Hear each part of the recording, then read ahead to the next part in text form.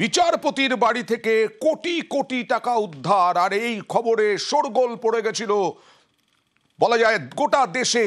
বিচারপতির বাড়ি থেকে বেরোচ্ছে কোটি কোটি টাকার এই যশবন্ত ভার্মার বাড়ি থেকে শোরগোল পড়ে গেছিল গোটা দেশ জুড়ে।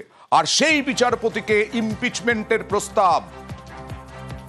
কথা বলবো প্রতিনিধি মৈত্রীর সঙ্গে। কি খবর রয়েছে ইমপিচমেন্ট নিয়ে? দেখো, এখনো পর্যন্ত সরকারের তরফ থেকে যেটা জানা যাচ্ছে যে চলতি বাদল অধিবেশন, যে আগামী যে বাদল অধিবেশন আসতে চলেছে, সেই বাদল অধিবেশনে বিচারপতি যশবন্ত ভার্মার ইমপিচমেন্টের প্রস্তাব আনতে পারে কেন্দ্র। এবং এই ইমপিচমেন্টের যে সিদ্ধান্ত, সেটা এসছে সর্বোচ্চ আদালতের তরফ থেকে।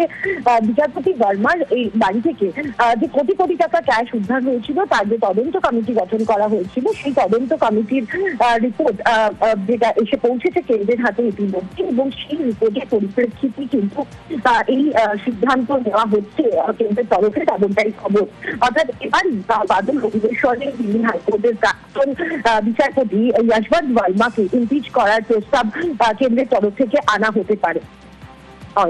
এখনো পর্যন্ত যে সুপ্রিম কোর্টের কমিটি যে তদন্ত করছে, তারা কিন্তু বলেছে যে ইস্তফা দিলে পরে কড়া পদক্ষেপ নয়, আর এখানে ইমপিচমেন্টের প্রস্তাবে পদত্যাগ না করলে ইমপিচমেন্ট, তাই তো? দেখো, ইমপিচমেন্টের ক্ষেত্রে যেটা হবে, সেটা শাস্তিমূলক ব্যবস্থা হিসাবে রাখা যাবে।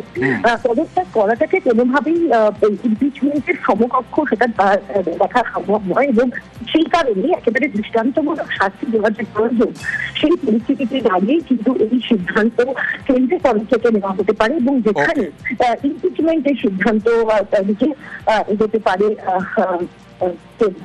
বেশ।